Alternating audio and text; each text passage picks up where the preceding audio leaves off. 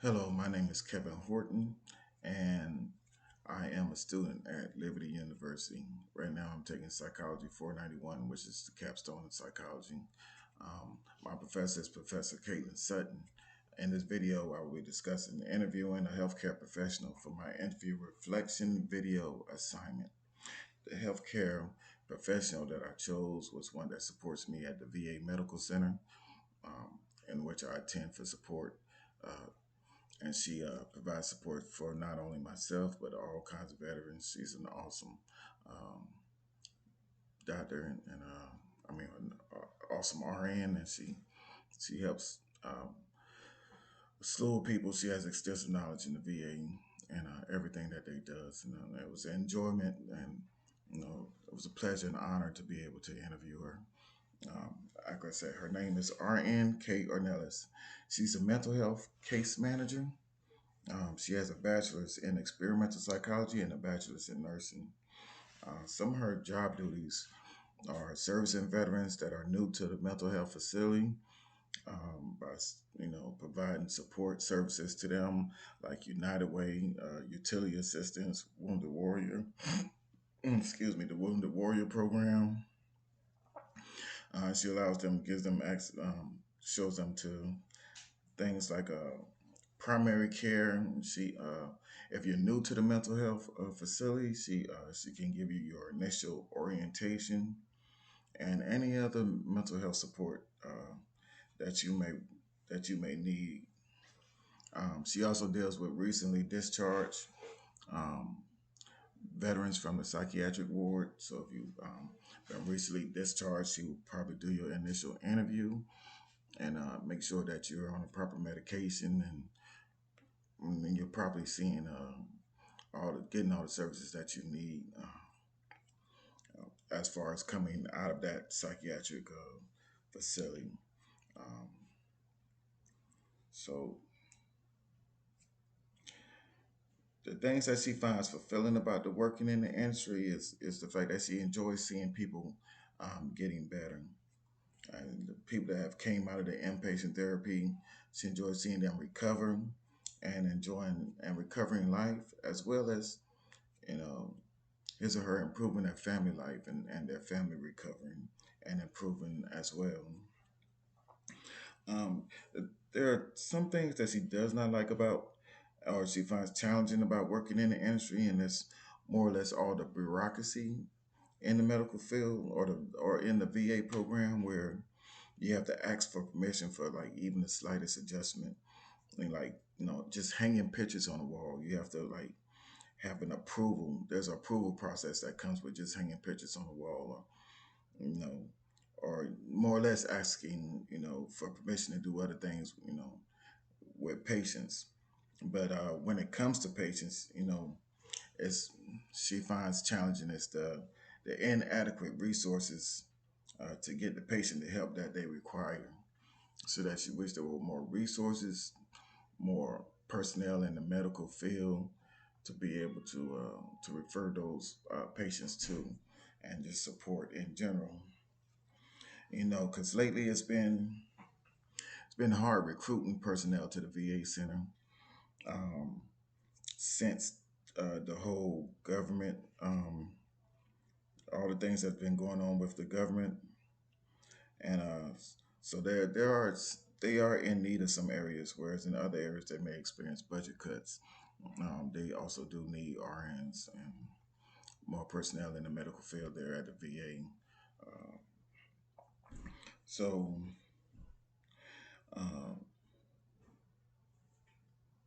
the things that she does to continue growth in the field, she attends continuing education offers online and at the medical center, reading journals and new updated literature, and by observing patients and building a rapport with the veteran. She learns from the veteran just by um, building that rapport with them and being able to attend to their needs and supporting the veteran. She gets a lot of learning and knowledge from every, because no two veterans are alike. She's be able to, and what one medication may work for one veteran, that same medication may not work for that same veteran with the same situation. So she does have like a good knowledge base of, she gains a good amount of knowledge of when she has those interactions with her patients. Um, Also, when the pharmacy gets new medication, they ensure that she's able to be able to research that medication and find out a knowledge base and what that uh, type of medication is prescribed for, and who and be able to gain knowledge in that area as well. Some of the recommendations that she had for me as a student pursuing work in the field is that she advised me to maybe do some internship or volunteering at like a hospital emergency room. She says that observing the lobby and individual responses to trauma and like in the emergency room, you'll get a real good in-depth knowledge and see how people respond to some of the greatest challenges that they have in life.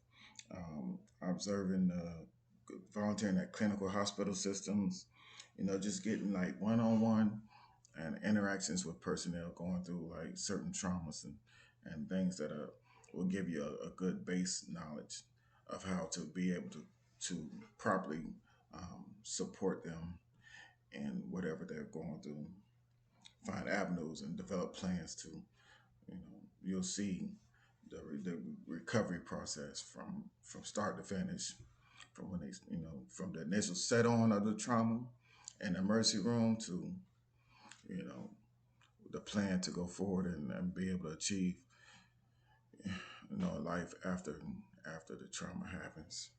Um, so she said volunteering in emergency rooms and clinical services, doing internships in those areas would be very helpful.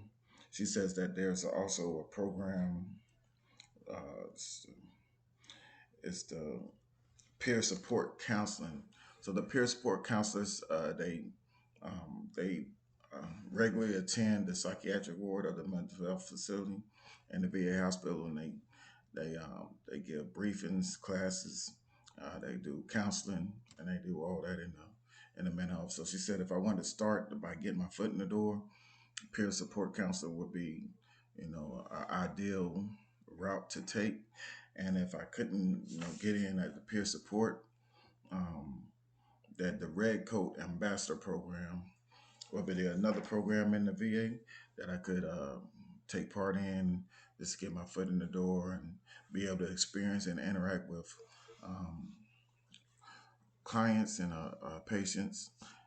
The Red Coat Ambassador Program, they usually um, help patients get to their destination. Those that may not know where to go in the VA, they sometimes they'll wheelchair them there. Sometimes they'll walk them. They'll give them directions. They're pretty much supporting services for the VA, and they're all around the VA medical hospital. And they just provide support and service to anyone who needs it.